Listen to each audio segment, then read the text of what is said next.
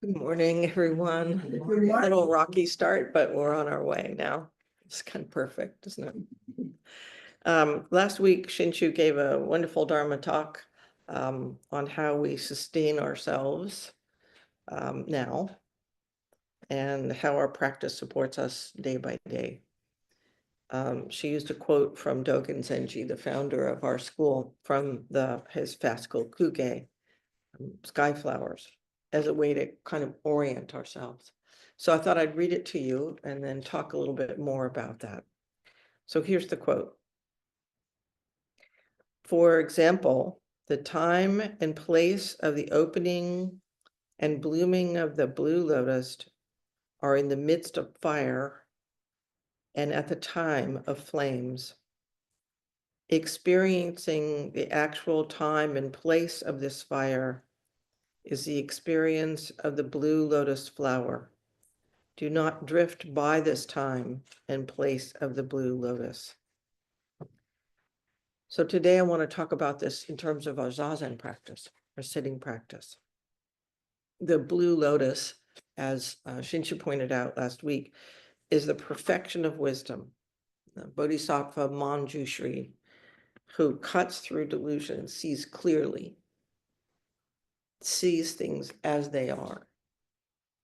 That is inextricably woven together, interdependent and alive with connection. That's what we see when we see clearly.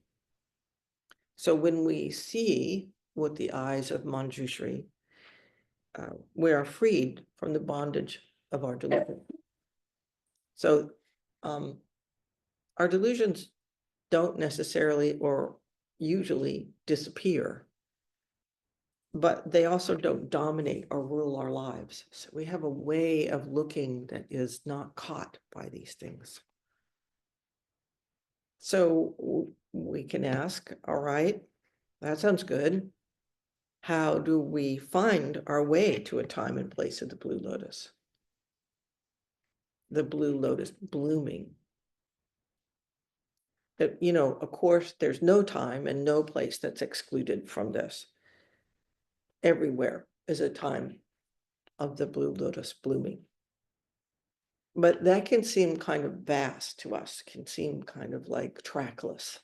The high Sierras, like I went hiking once with friends who were very, very accomplished hikers in the high Sierras. And I was really glad to have them because I would have been clueless about how to get myself across those granite slopes. So as humans, it's good to have something clear to follow, a time and a place where we meet our lives. We can grasp that, and it's much easier to follow through. So it's good to make a date with ourselves, to enter the realm of the blue lotus blooming. It's good to make a specific date. This is zazen, right? To sit somehow, somewhere, and kindly, steadily encounter our life. To shift from a self that worries and plans and so much wants to know and control, to a place where the fixedness of our view can be open and change, and a new way of seeing can emerge. There's plenty to worry about right now for many, many people. So this is not to dismiss the need to respond or take care of our lives. It's a way of grounding ourselves so that we can care for our lives and each other with clarity. So this new way of seeing is not just seeing, it's a way that transforms us. It is a way that it is what happens when we sit zazen. So as we sit, we clearly see that our fears and delusions are present and sometimes vividly present, compelling, painful. And we don't dismiss or ignore them. we come to know that they open doors to a deeper way of being. As crazy and jumbled and active as our minds and hearts can be, there is something deeper, something that is not swayed by all that. A stillness that includes the storms that take place. This is not a place that we can know as something outside of ourselves, but it's something we can taste, something we can settle in. There's a Wendell Berry poem. Do y'all know who Wendell Berry is? A really great poet and farmer, essayist, wise person. Anyway, I like this poem a great deal, so I thought I'd read it to you. This is in a collection about the Sabbath.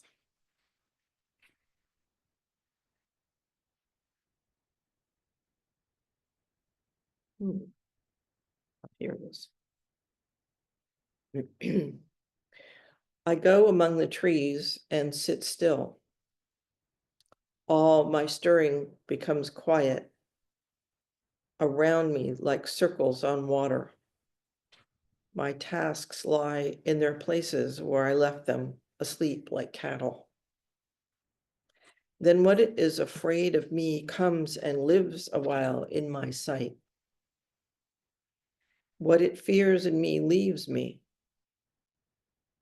and the fear of me leaves it. It sings, and I hear its song. Then what I am afraid of comes, and I live for a while in its sight.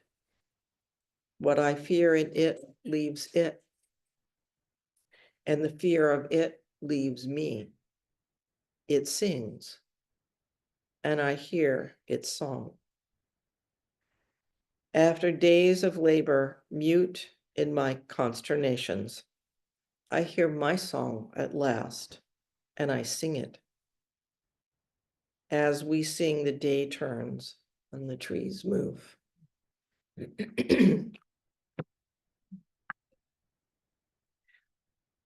So this is a Wendell Berry sensei.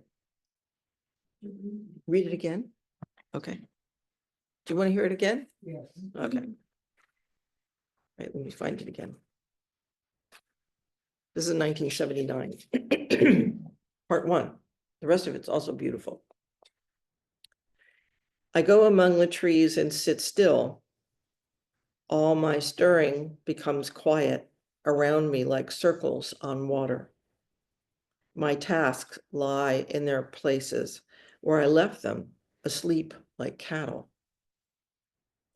Then what is afraid of me comes and lives a while in my sight.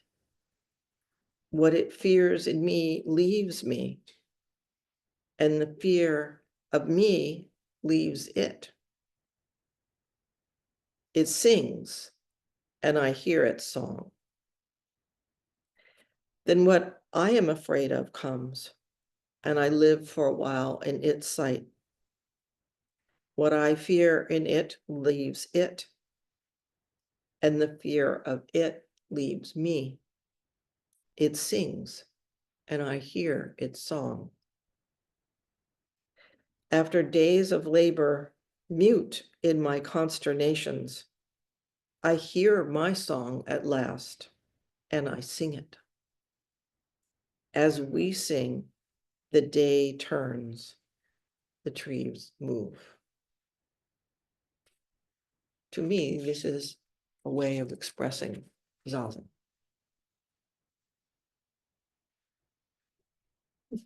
So is that.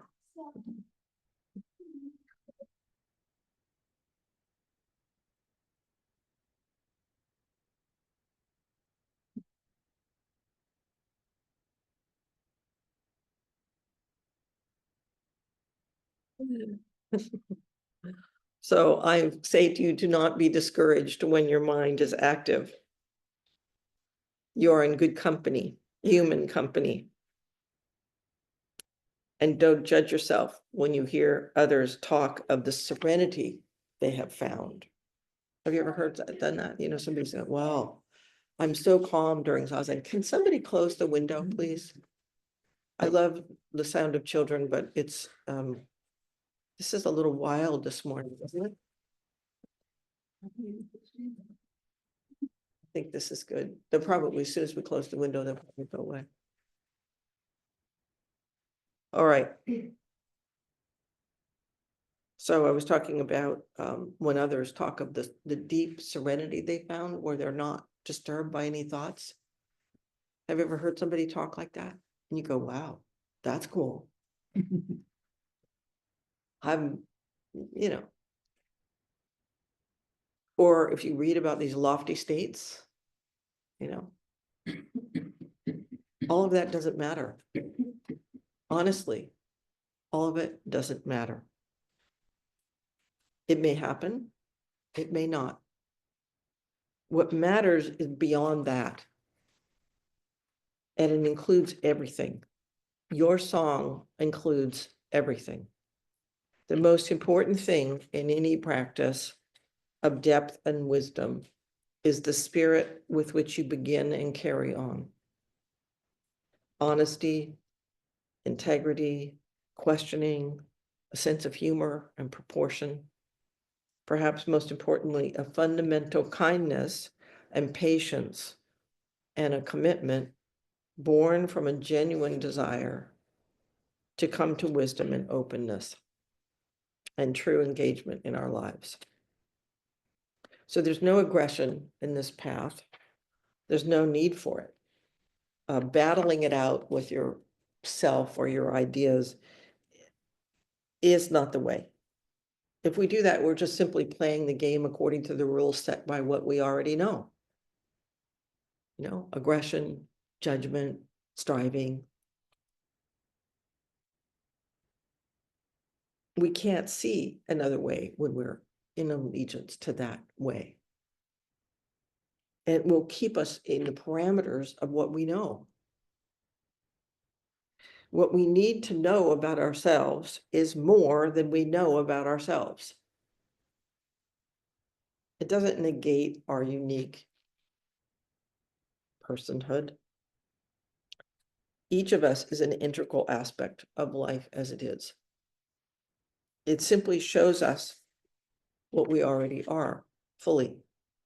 In Zazen, we're calling ourselves to this kind of knowing, this experience. And it is simply sitting down. If we sit down, we discover this. So I think this is critical right now. We need to know in our own lives the stability, energy, and comfort of realizing this. I'm a bit hesitant to use the word comfort because I don't mean the comfort of denial or self-indulgence. Our culture is pretty much addicted to comfort and will throw everything under the bus to get comfortable, right? And that's not what I'm talking about. I'm talking about a sense of ease that comes when we know something of being in harmony with life in all its multiplicity and diversity.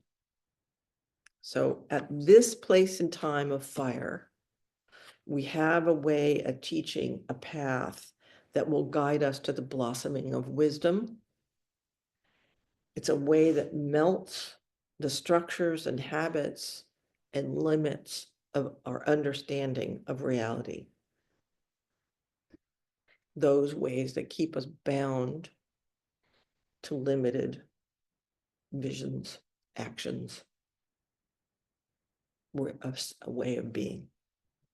We are unique. We are free. We are able. We have pain and suffering, and this path does not skip over the reality of our lives. It's a way of living in which we're not so easily fooled by our delusions. And we come to settle in the deepest truth of our being. And from that comes clearer and more truthful engagement in life as it is. So Dogen Senshi tells us, do not drift by this time and place of the blue lotus flower. Zazen is a practice for ordinary people who want to wake up to what is alive and real in this world of ours and find a stability that comes from knowing it directly and the joy and vigor that comes with living in this way with others. Our lives, just as they are the time and place of the blue lotus blooming. There's no other place or time that is better. We like to think there is, but there isn't. This time and this place is it. Don't drift by it. Don't disparage your life. Don't disparage the person you are. You have everything you need to do this. You can trust that completely. So to build and deepen a practice of Zazen, there's a few things to consider. Well, there's many things to consider, but I'm going to talk about a few. Focus on welcoming yourself to this path and practice. Welcoming. Include every aspect of who you are. A simple and deep welcome undoes the striving to attain a preconceived goal that is the hallmark of the anxious, driven energy that permeates our culture. I got to get this. I got to do this. I got to be this. Got to move, got to do. It's exhausting, and it keeps us away from the life that's blossoming all around us. This kind of striving causes so much suffering for ourselves and others. So striving arises in Zazen. That's okay. Every other dimension of our lives arise in Zazen. But we don't have to be driven by it. We can set it down like our shoes at the door. Just set it down. So this is a welcome. This is welcoming stability, groundedness, a way of being that is strong and flexible, generous, and aligned with the deepest wish that we have for ourselves and all beings. It's an opening of wisdom, depth, connection. This welcoming spirit is a kind of GPS that keeps us on track. Yeah. So we bring an attitude of respect to our body, mind, and heart as they are, not somebody else's, yours. In the path of Zazen, we ask ourselves to attend fully and with vigor and gentleness to what is as it is. This is the dignity of practice. We trust that we will grow each in our own unique way with others. And in this way, stability and depth become our home. And we can give that to others in the world with grace and confidence. So this practice is challenging at times. It's not easy to sit down and face our human life, but it's a good challenge. And when we can meet with in the companionship of good friends and with good guides, with full confidence. So we are practical and we challenge ourselves. We don't ask if we can sit, we ask when we can sit. Can you come to the Zendo and sit with others? There is something precious and unique about being with other human beings in person in a space that's dedicated to this kind of practice. But if that's not possible, what is? Think about your life. Be sensible. By that, I mean, don't underestimate yourself or turn away from your desire to grow and care. And also don't burden yourself with crazy expectations. Don't drift by this opportunity. Consider the ways you may be avoiding simply being with yourself. What are your go-to distractions? We all have them. Is it your cell phone? Is it the rabbit hole of social media, YouTube or Facebook? Are you burdened by worry about things you know will not be helped by it, which is most things? Are you concerned about your finances to the point where you're so agitated you can't think straight? It's one thing to take care of business in our lives, and it's another to be fretting. Are you busy, busy, busy, busy, busy all the time? Are you discounting your own worth?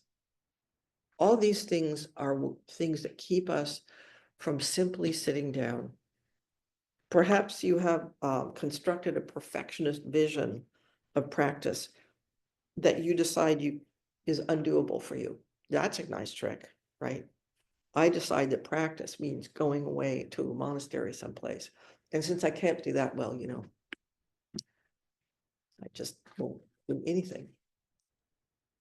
Kind of like putting yourself on a diet that's so strict you can't stand it. Or you tell yourself you don't have 10 minutes to simply be still. Or at least attempt to be still. Perhaps you just don't want to be bothered. I mean, be honest with yourself. And then welcome all of that too. Welcome all of it. Then set them down and do what you can. Be kind and honest and craft a way of practice that invites depth and unknowing and supports you to be here. It's simple. Just do it and see what happens. Even if you've been sitting for a long time, it's really good to come back to the basics. So here's a quickie Zazen instruction. Sit down and breathe. Just breathe. Attend to your body, and you will notice that your body is breathing. You don't have to control it. You don't have to tell your body to breathe. It just does it. So there's no need to control. Widen your focus. You will notice that thoughts and emotions come and go. Birds sing. Children chatter outside the window. Cars make a particular sound. Your stomach growls. Your knees are uncomfortable. Your mind kicks up all kinds of distractions. Okay, just stay with it. Your mind and heart will likely be hijacked more or less frequently. Okay. Just kindly and calmly bring yourself back. So this is a kind of really great thing about practice, right? If your stirring becomes quiet, to use Wendell-Berry's language, that's great. That's really nice. It's great to be quiet. If it does not, and you have to bring yourself back over and over and over and over and over and over and over, that's also good. Because if that's done in a spirit of kindness and calm, you're growing in your life kindness and calm. So either way, your life is deepening and being transformed. You kind of can't get out of it. Whatever happens, if you bring the spirit of openness and calmness and determination to it, sometimes you're calm, sometimes you're not. Settle your body with as much stability as you can and a posture you can maintain. Sitting cross-legged is great. If you can do that, it's the most stable posture. If not, that's fine. Sit on a bench. If not, sit in a chair. If not, and you have a bad back, lay down if you have to. Don't worry about it. Just do it. If you have any questions, come and talk to us. We can help you. Find a posture that works for you. Help with, okay, this is how you support your knees, and this is how your back goes, and this is, that's what we're here for. Keep your eyes open with a soft, unfocused gaze downward. Keep your back, neck relaxed and erect, with your head neither leaning forward nor backward. So if you find yourself, that's or like, and you're probably going to sleep. Put your hands in the mudra. Okay, this is the mudra. Okay. So it's not like this. It's not like this. If you need to move, do so quietly and calmly, and then settle again.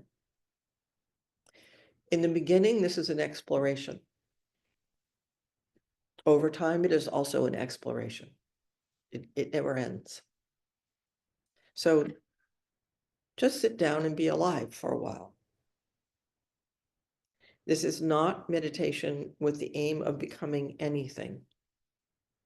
It is the blue lotus, complete wisdom, our true nature, sitting right here in the reality of life at this time. The blue lotus will naturally bloom. You don't need to tell it to do that. It doesn't speak your language anyway. So you can talk to it as much as you want. Doesn't matter. The fire of your life, be it, a warm, gentle, lovely fire in a rock fireplace in a cabin in the woods. It's the fire of your life sometimes. Sometimes it's a torrential firestorm. But whatever it is, it cannot destroy the blue lotus, because the blue lotus is made to bloom in the fire.